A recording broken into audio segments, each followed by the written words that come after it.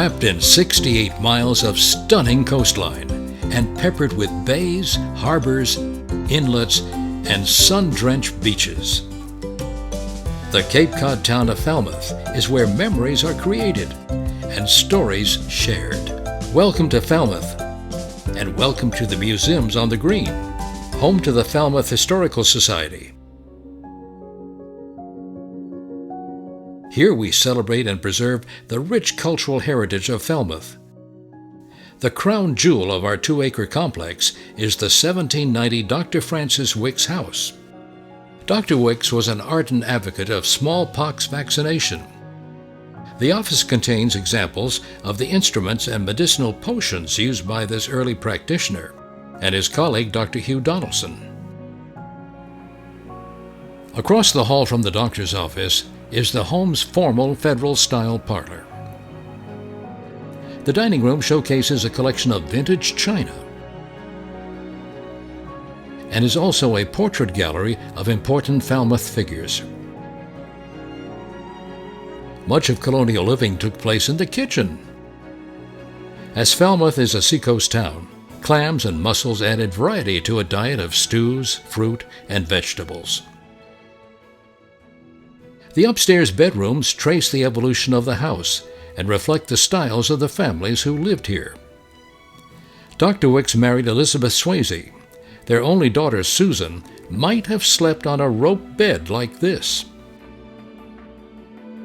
The Victorian bedroom is furnished as it would have been during the era of whaling Captain Warren Bourne. Julia Warren Swift Wood was the last private owner. In 1932, Julia bequeathed the house to the Falmouth Historical Society. Julia's tea set is on display in the dining room. The monogram is an S for her maiden name of Swift. Next door to the Wicks house is the renovated 1730 Conant House, the oldest existing building on the village green.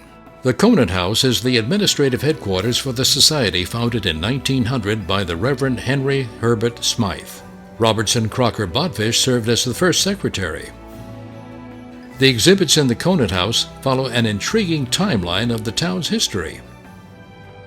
The Conant House also houses the Society's archives of over 100,000 documents and the research library, which is open by appointment to the public. Let's start with this one. Oh, wow.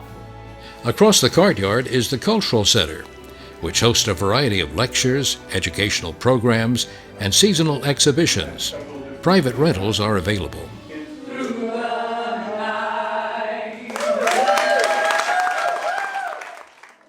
The lower level of the Cultural Center preserves an ever-expanding collection of over 15,000 artifacts, some of which are on display in the Wicks house. The Hallett Barn serves as the visitor center where tickets may be purchased for tours of the complex. The Hallett Barn also features ever-changing exhibits that showcase many of the artifacts in the museum's collection. The Whaling Wives gift shop, located within the barn, offers many items inspired by the Cape.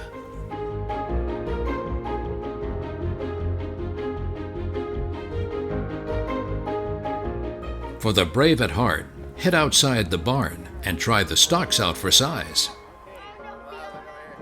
And the bell is in the church steeple of the Congregational Church right next door. Summer walking tours led by friendly and knowledgeable guides start here. The museum's fall trolley tours are another popular way to see the sights. The museum's lush gardens offer tranquil spaces to relax and unwind.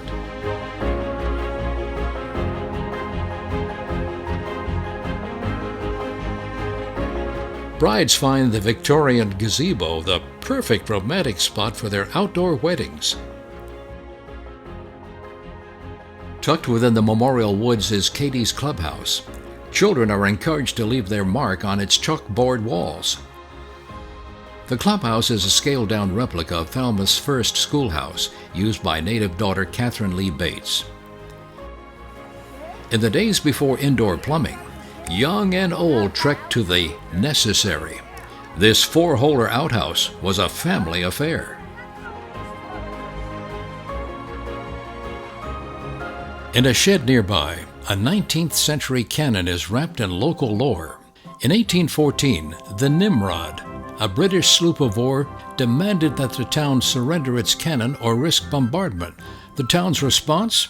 If you want these cannon, come and get them, but we'll give you what's in them first. The British retaliated, leaving a few cannonballs embedded behind. Many believe the cannon belonged to the infamous Nimrod, which ran aground in Buzzards Bay. At the museums on the Green, members and visitors of all ages learn intriguing facts about the Cape. A sundial? No. Okay, here we go. Okay, here we go. Revel in new You're going to experiences. survive. And stick it in that. Test their skills, and see history come alive while listening to a reading of the Declaration of Independence. Them to the separation. It is the right of the people to alter or to abolish it.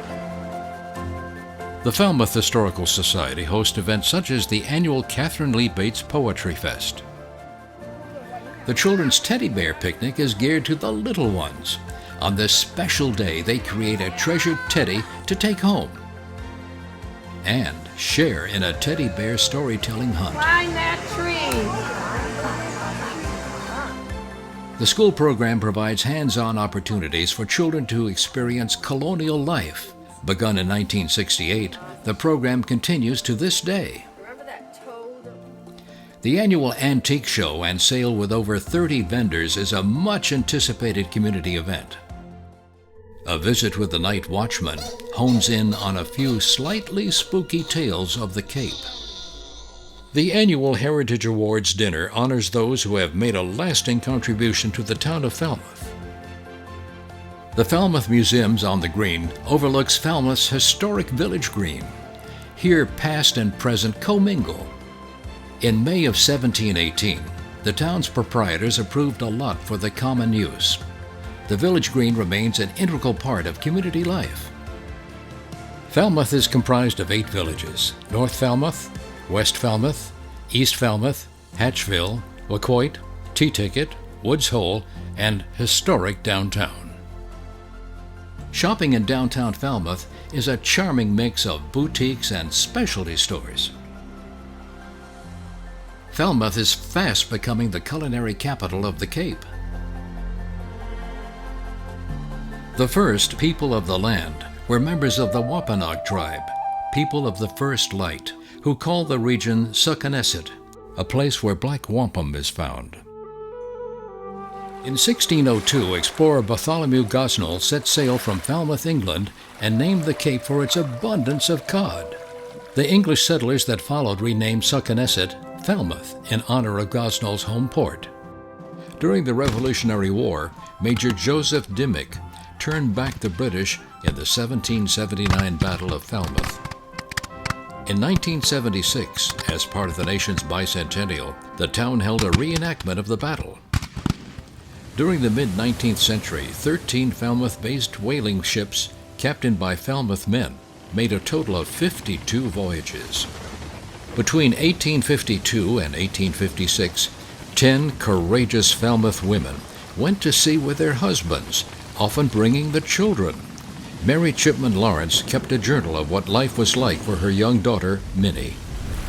Minnie met with about as severe an affliction as she has ever experienced today. She lost her dearly beloved doll, Frankie, overboard. She cried for a long time and insisted so much on having black clothes made to wear that I was obliged to tie a black mourning ribbon on her arm to pacify her. Mary Chipman Lawrence, Whaler Addison, Bering Sea, October 1858. Industrious immigrants from Ireland, along with Portuguese from the Azores and the Cape Verde Islands, arrived with a love of the land. They started produce farms and cultivated cranberry bogs. The versatile red cranberry was favored by mariners as a means to prevent scurvy. Strawberries were also a popular fruit. By the 1920s, Falmouth was known as the strawberry capital of the Northeast. With the advent of railroads, such as the Flying Dude train, wealthy tourists eager to enjoy cooling Cape Cod breezes flocked to Falmouth. World War II changed the face of Falmouth. Camp Edwards, established as a summer military camp, grew to a division-sized training center. After the war, many soldiers and their families settled in Falmouth. The scientific community began arriving in the village of Woods Hole as early as 1871.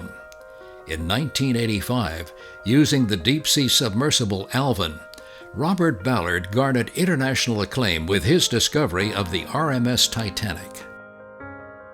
The legacy of exploration and technological advances continues through the Woods Hole Oceanographic Institution. It's not just about this planet, it's about life in the broadest possible terms.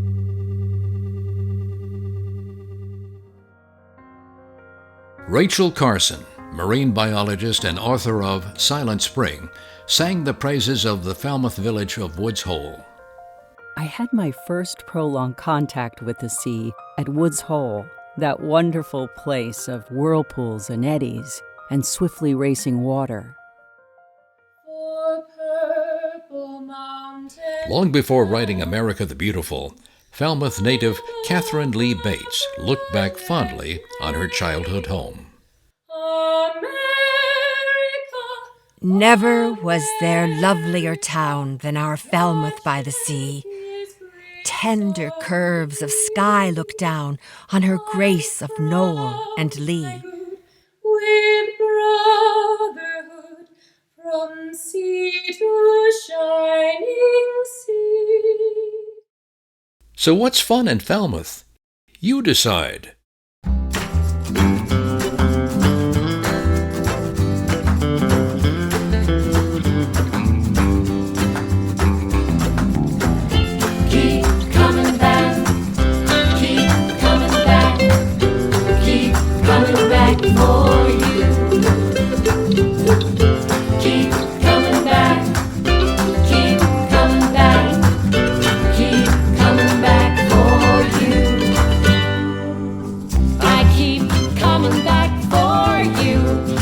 I always knew that I'd keep coming back. Keep on coming back. I'll keep coming back for you. We're happy you have chosen to visit the Cape Cod town of Falmouth and the museums on the Green, home to the Falmouth Historical Society. We invite you to join us. Enjoy your stay.